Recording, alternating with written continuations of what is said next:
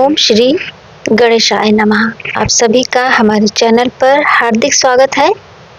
आज स्मरण कीजिए पौष मास महात्म के अध्याय 14 की दिव्य और रहस्यमयी कथा का। ये कथा मन, प्राण, तप, आशीर्वाद, युद्ध, धर्म और भगवान परशुराम के अद्भुत पराक्रम को प्रकट करती है। तो मनोरमा देवी ने अपने स्वामी के मुख से भविष्य की जो जो बातें सुनी, उन्हें हृदय में धारण कर लिया। उन्हें ज्ञात हो गया कि जो कहा गया है वह निश्चित ही सत्य होगा। उस क्षण उन्होंने अपने प्राणनाथ को हृदय से लगाया और मन को स्थिर करते हुए भगवान के चरणों में ध्यानस्थ हो गई। योग बल से उन्होंने सुषुम्ना नाड़ी के मार्ग से सहस्रार कमल में मन को स्थित किया और निष्कल ब्रह्मा में लीन हो गई। अंत में पाप वासनाओं का परित्याग कर अपने प्राण भी त्याग दिए, परंतु अपने स्वामी से उनका प्रेम इतना प्रगाढ़ था कि प्राण छोड़कर भी उन्हें नहीं छोड़ा। राजा उनकी देह के पास बैठकर करुण विलाप करने लगे। उसी समय आकाशवाणी हुई, हे राजन, शोक मत करो। मनोरमा लक्ष्मी जी के अंश से उत्पन्न थी और वे अपने दिव्य धाम को चली गई हैं। तुम भी धर्मपूर्वक युद्ध करो और वैकुंठ को प्राप्त हो जाओ। ये सुनकर राजा ने आंसू पोंछे और मनोरमा का दिव्य संस्कार कराया। उन्होंने चंदन की लकड़ियों की चिता बनवाई, पुत्र द्वारा अग्नि प्रदान करवाया और ब्राह्मणों को रत्न, वस्त्र तथा विविध दान दिए। हर ओर एक ही ध्वनि गूंज रही थी, दान दो, खाओ खाओ। राजा ने अपनी संपूर्ण संपत्ति मनोरमा के पुण्य हेतु दान कर दी और भारी मन से युद्ध भूमि के लिए चल पड़े। युद्ध भूमि में पहुंचते ही उन्होंने भगवान परशुराम को देखा, फिर रथ से कूद पड़े और दंडवत लेटकर प्रणाम किया। परशुराम जी ने उन्हें आशीर्वाद दिया, हे राजन, स्वर्ग को जाओ, परंतु साथ ही उन्हें उनके भूल किए गए कर्मों की याद भी दिलाई। राजा विनम्र होकर बोले, हे राम, युद्ध क्षत्रिय का धर्म है। आपकी प्रतिज्ञा पूर्ण हो, यही मेरी इच्छा है। राजा के वचनों से सब मौन हो गए। परशुराम जी के भाई आगे बढ़े।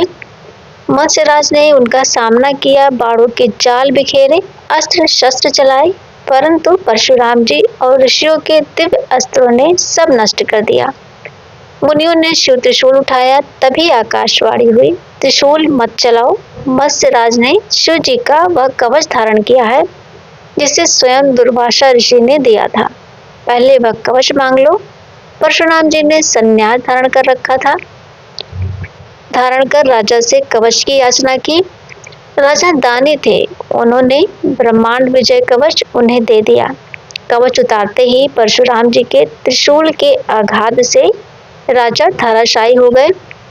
राजा के निधन के बाद विदर्भ, मिथिला तथा अन्य राज्यों की विशाल सेना युद्ध भूमि में उतरी, परंतु परशुराम जी ने पूरी सेना को शांत कर दिया।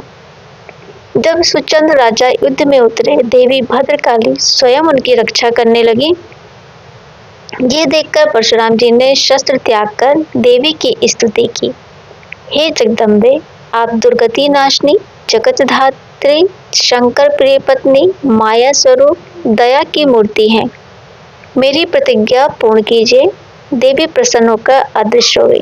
तभी ब्रह्मा जी प्रकट हुए और बोले, हे परशुराम, सुचंद्र के गले में जो भद्रकाली का कवच है वो देवताओं के लिए भी दुर्लभ है, उसे जीतना असंभव है, इसीलिए भिक्षा लेकर उसकी याचना करो। परशुराम जी ने ऐसा ही किया और राजा ने ससम्मान कवच दे दिया। इसके बाद परशुराम जी ने अपनी प्रतिज्ञा के अनुसार पृथ्वी को क्षत्रिय से रहित कर दिया। प्रतिज्ञा पूर्ण होने के बाद परशुराम जी कैलाश पर्वत गए, जहां उन्होंने शिव, पार्वती, गणेश, कार्तिकेय तथा समस्त गणों का मनोहर शहर देखा। गणेश जी ने कहा, महादेव विश्राम कर रहे हैं, कुछ क्षण रुको। परंतु परशुराम जी बोले, मैं गुरु के दर्शन का प्रणाम करके लौट जाऊंगा। और उसके बाद जो दिव्य घटनाएं हुई वो आप अगले अध्याय में सुनेंगे। तो दोस्तों, उम्मीद करती हूँ कि पौष मास महात्म अध्याय 14 की ये सरल और आध्यात्मिक कथा आपको जरूर पसंद आई होगी। यदि कथा अच्छी लगे हो तो प्लीज़ लाइक कर दीजिएगा, शेयर भी कीजिएगा और सब्सक्राइब जरूर कीजिएगा। जय श्री राम। फिर मिलते हैं अगले वीडियो में, तब तक के लिए जय श्री कृष्णा दोस्तों।